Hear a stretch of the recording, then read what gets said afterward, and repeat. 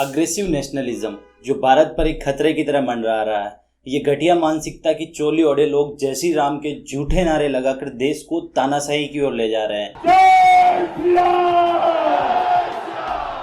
इन्हें नहीं पता कि ये उग्र राष्ट्रवाद जैसी मानसिक बीमारी से ग्रस्त हैं और ये भारतीय समाज पर किसी श्राप से कम नहीं है। आज ये उग्र राष्ट्रवाद भारत में एकता और अखंडता की जड़ों को खोखली कर रहा है। ये वही क्रूर राष्ट्रवाद था जो जर्मनी और सभी यूरोपीय देशों को विश्व युद्ध के मुंह में ले गया था, जिसका परिणाम पूरे विश्व को भुगतना पड़ा।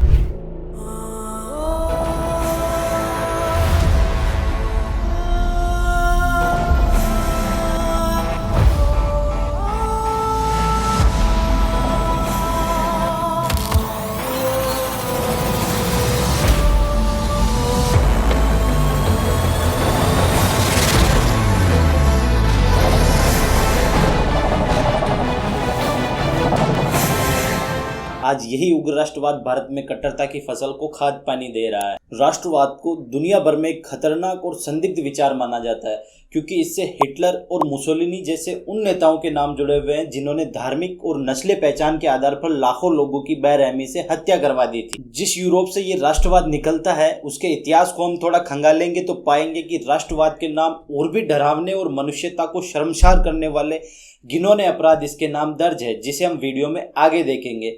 फिलहाल इतना दूर न जाकर भारत में ही हम अंग्रेजों के इतिहास को देखते हैं तो पता चलेगा कि अंग्रेजों को अपने राष्ट्रवाद पर बेहद गर्व था। वे कहा करते थे कि ब्रिटिश साम्राज्य में सूरज कभी नहीं डूबता है, लेकिन इसी ब्रिटिश राज के एक समाजवादी लेखक अर्नेस्ट जोन्स का कहना था कि इस राज में खून की नदियां भी कभी नहीं सूखती थी। चाहे 1857 की क्रांति हो या जलियांवाला बाग हत्याकांड, उन अंग्रेजों ने बड़ी तादाद में मासूम भारतीयों का खून बहाया था। यहाँ तक कि जलियांवाला बाग हत्याकांड में जिस जनरल डायर ने सैकड़ों भारतीयों को गोलियों से भून दिया था, उसकी भारतीयों से कोई निजी दुश्मनी नहीं थी, वह बस ब्रिटिश राष्ट्रवाद का एक नुमाइंदा मात्र था।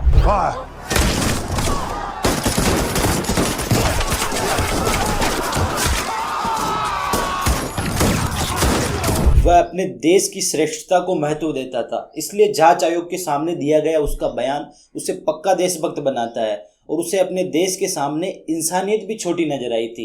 इसीलिए तो उसने भारतीय मासूमों को मार डाला। दरअसल जिन लोगों ने 19वीं और 20वीं सदी में राष्ट्रवाद के नतीजों को देखा, वह अच्छी तरह समझते थे कि राष्ट्रवाद के नाम पर कैसे लोगों को हथियार और हिंसा की मशीनों में बदला जा सकता है। तो फिर सवाल ये खड़ा हो जाता है कि क्या हमें राष्ट्रवाद नहीं चाहिए? क्या हमने देश के नाम पे जो भी सीखा वह सब कुछ झूठ है? क्या हमारा देश, हमारा ध्वज, हमारा गान, हमारा देश प्रेम ये सब बचकानी बातें हैं? पर इन सवालों के जवाब जानने से पहले हमें ये समझना होगा कि राष्ट्रवाद है क्या और क्यों राजनीतिक पार्टियों के बदल जाने से राष्ट्रवाद की परिभाषा भी बदल जाती है। देखा जाए तो राष्ट्रवाद एक राजनीतिक विचारधारा है जो राष्ट्र को प्राथमिकता देती है, जो जाति, संस्कृति, भाषा के आधार पर एक समूह का निर्माण करती है और वो समूह स्वतंत्र राष्ट्र बनाने की भावना से प्रेरित होता है और उसकी यही भावना उसके देश के प्रति श्रेष्ठता की सोच का विकास करती है और कई बार तो अपने देश को सर्वश्रेष्ठ दिखाने के चक्कर में अक्सर दूसरे देशों, समूह या समुदायों के प्रति घृणा की भावना भी पैदा कर सकती है। सिर्फ अपने ही देश और समुदाय की श्रेष्ठता की भावना कितनी खतरनाक हो सकती है, ये हम प्रथम विश्व युद्ध के उदाहरण से समझ सकते हैं, जहां इसके उदाहरण में इटली का फांसीवाद और जर्मनी का नाजीवाद शामिल है। तो ऐसे में और भी ज्यादा जरूरी हो जाता है कि देश प्रेम और राष्ट्रवाद के बीच के अंतर को समझा जाए। इसके लिए मैंने आपके सामने कुछ सवाल रखे थे कि क्या हमें राष्ट्रवाद नहीं चाहिए? क्या हमने जो देश के नाम पर सीखा वह सब कुछ झूठ है? क्या हमारा देश, हमारा गौरव, हमारा देश प्रेम ये सब बचकानी बातें हैं? तो ऐसे सवालों की स्थिति में हमें समझने की जरूरत होती है कि राष्ट्रवाद और राष्ट्र प्रेम के बीच का ठीक अंतर क्या है। देश हो, धर्म हो या ऐसी जितनी भी संस्थाएं हो, वह सब मनुष्य से निर्मित है और लोगों की भलाई के लिए बने हैं। देश के नाम पर मरने मारने की बातें उत्तेजना तो पैदा कर सकती है, लेकिन किसी का भला नहीं करती है। एग्रेसिव ना हो, जान दे देंगे इसके लिए। क्या बात कर रहे हो आप? इसके दुष्परिणामों के रूप में यदि कहीं जगहों पर युद्ध की स्थितियां ना भी हो, फिर भी उस देश के नाम पर युद्ध जैसा माहौल तैयार किया जा सकता है और उसके नागरिकों को एक दूसरे के खिलाफ ही खड़ा किया जा सकता है और यही राष्ट्रवाद के सबसे बड़े खतरों में से एक है।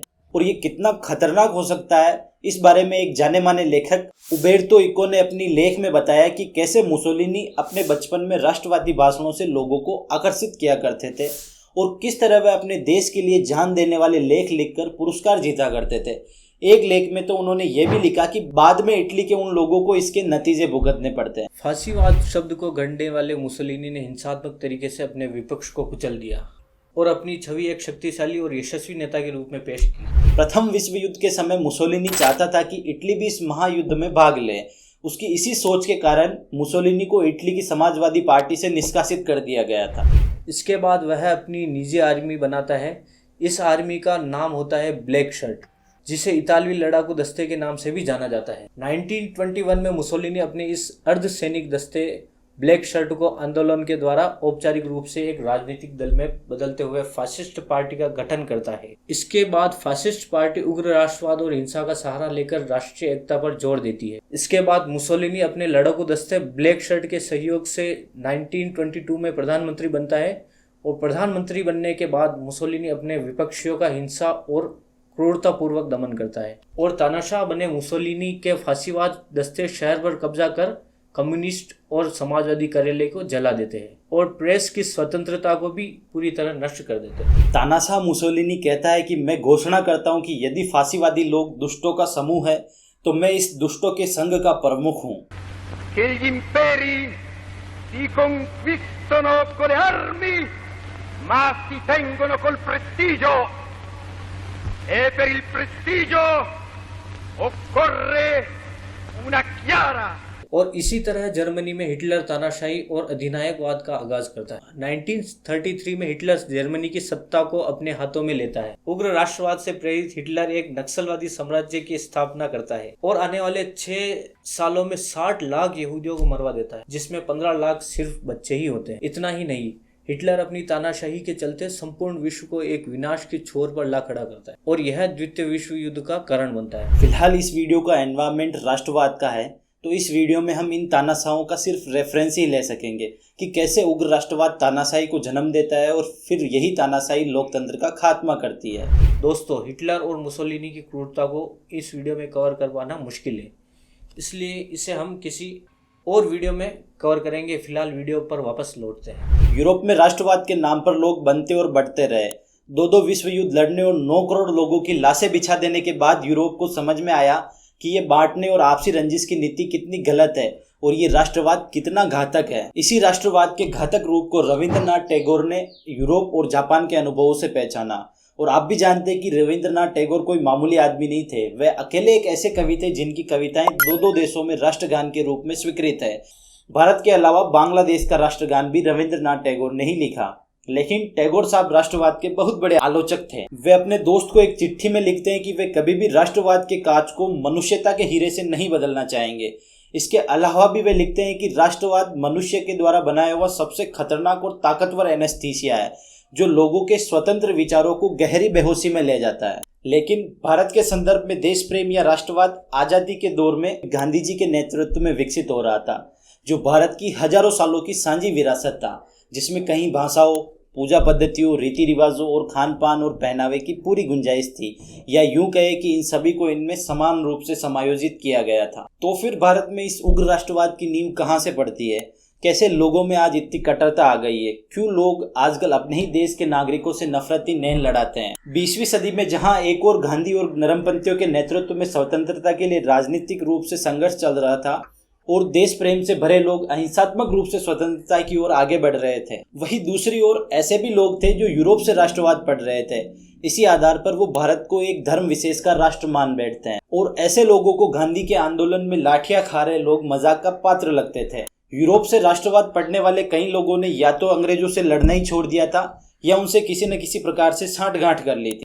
भारत में 1885 से 1905 के बीच लोगों में राष्ट्रवाद की भावना पनप रही थी और 20वीं सदी की शुरुआत में ये स्पष्ट रूप से राष्ट्रवाद का उदय होता है, जिसका जनक बाल गंगाधर तिलक और सुरेंद्र नाथ बनर्जी को माना जाता है। लेकिन उस समय में राष्ट्रवाद का लक्ष्य होता है अलग थलग पड़े लोगों को एक साथ एक ही लक्ष्य के लिए जोड़ना और पुरानी सामाजिक व्यवस्थाओं और आडंबरों का अंत कर सामाजिक और धार्मिक सुधारों को बढ़ावा देना, और सबसे जरूरी अंग्रेजों की बेईमानी भरी आर्थिक नीतियों से भारतीय लोगों को परिचित करवाना और इसी के साथ राजनीतिक एकता को सुनिश्चित कर अंग्रेजों के दमनकारी शासन को उखाड़ फेंकना। इस समय राष्ट्रवाद सभी लोगों को पूर्ण स्वराज के लिए एक सूत में बांधने का कार्य करता है और भारतीय स्वतंत्रता संग्राम में महत्वपूर्ण भूमिका निभाता है।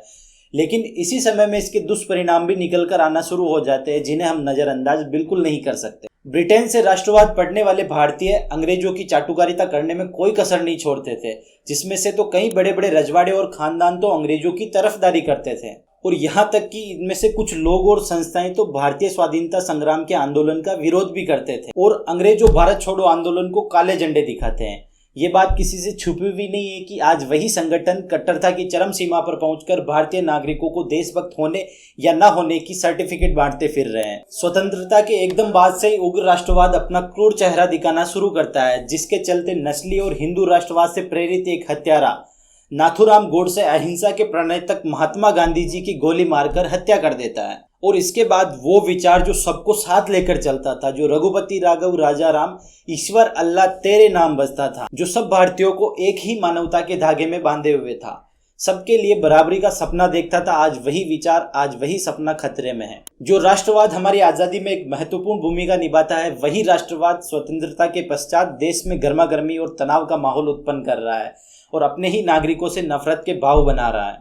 आज राष्ट्रवाद के नाम पर एक पार्टी विशेष की विचारधारा और अंधभक्ति को देश के सभी नागरिकों पर थोपा जा रहा है। यह अति राष्ट्रवाद देश की पूरी उदार अवधारणा पर अपना दावा ठोक रहा है और देश के उन नागरिकों को अलग थलग कर रहा है जो शायद सबसे कमजोर और असहाय तबके हैं। ऐसे अंधभक्त लोगों को राष्ट्र प्रेम और राष्ट्रवाद के बीच के अंतर को समझना ही होगा। उन्हें अंधी भक्ति और उदार देश प्रेम के बीच के अंतर को अलग अलग करना होगा। इस अंतर को न समझ पाने की वजह से ही तमाम भ्रष्ट लोग और देश को नुकसान पहुंचाने वाले लोग कट्टर देशभक्त बने ही नहीं घूम रहे हैं, बल्कि वह उन तमाम लोगों को देशद्रोही बता रहे हैं जो किन्हीं वजह से सत्ता से थोड़े नाराज है या देश प्रेम को थोड़े उदार नजरिए से देखते हैं। जी ने देश बांटा और नाथूराम गोडसे ने उन्हें गोली मार दी। ठीक किया कि गलत किया? एक तो ठीक करा। अरे ठीक किया। प्रार्थना सभा में बैठे एक निहत्थे व्यक्ति की छाती में गोलियां उतार देना ठीक है? समर्थक हूँ नाथूराम गोडसे की विचारधारा का भी और सोच का भी। क्या सोच है ये कि जो तुमसे असहमत हो उसको गोली मार दो?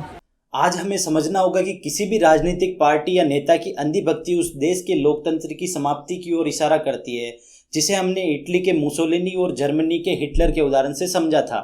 हाल ही के कुछ वर्षों से हमारे देश में भी हिंदू राष्ट्रवाद और सांस्कृतिक राष्ट्रवाद बेहद लोकप्रिय हो रहा है, जिससे विभिन्न समुदायों और जातियों के बीच ध्रुवीकरण और तनाव का माहौल बढ़ता जा रहा है। फिलहाल देश की सत्ता जिस राजनीतिक दल की है, उसकी राजनीतिक विचारधारा भी उग्र राष्ट्रवाद और धार्मिक कट्टरता के इर्द गिर्द घूमती नजर आती है। आप ये वीडियो देखिए, इसमें सर्वोच्च सत्ता में बैठे लोग किस प्रकार अपनी कट्टर मानसिकता का प्रदर्शन करते नजर आते हैं। देखिए आप।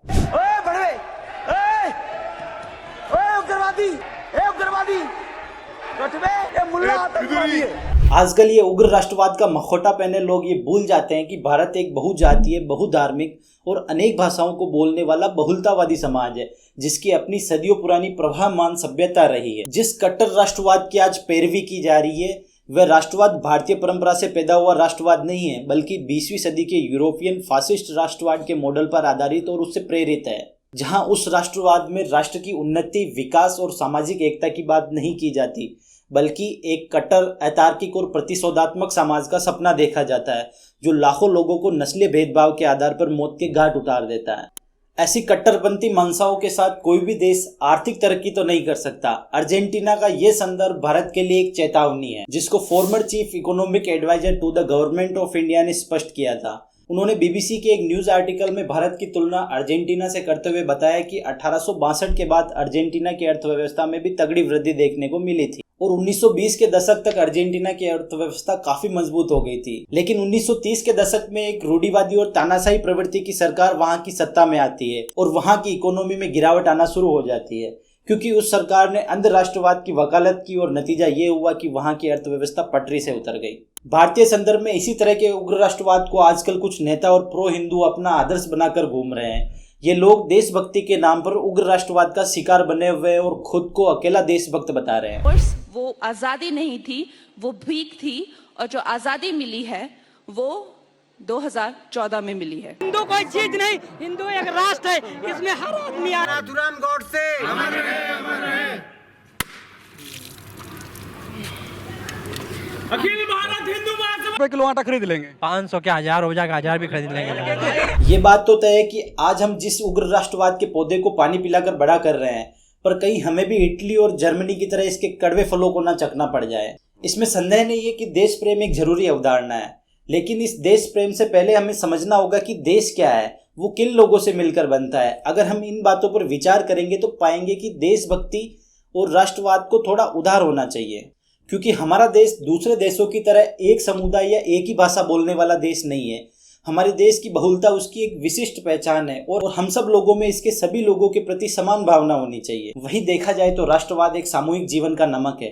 वो ना हो तो सामूहिकता बेस्वाद हो जाएगी, लेकिन नमक ज्यादा हो तो वो जहर भी हो जाता है। अब हमारे सार्वजनिक जीवन में उग्र राष्ट्रवाद वाकई इतना ज्यादा हो गया है कि वह जहर में बदलने लग गया है। तो अब हमें ही तय करना होगा कि हमारे हिंदुस्तान का साझा चूल्हा कैसे जलेगा। अगर इसी तरह ये उग्र राष्ट्रवाद का नमक हमारे देश में फैलता रहा तो देश का ब्लड प्रेशर भी यूं ही बढ़ता रहेगा। दोस्तों, राष्ट्रवाद को लेकर अपने विचार हमें कमेंट बॉक्स में जरूर बताइए। वीडियो पसंद आई हो तो इसे लाइक और अधिक से अधिक शेयर करिएगा। बहुत बहुत धन्यवाद और चैनल को सब्सक्राइब करना ना भूले। जय हिंद।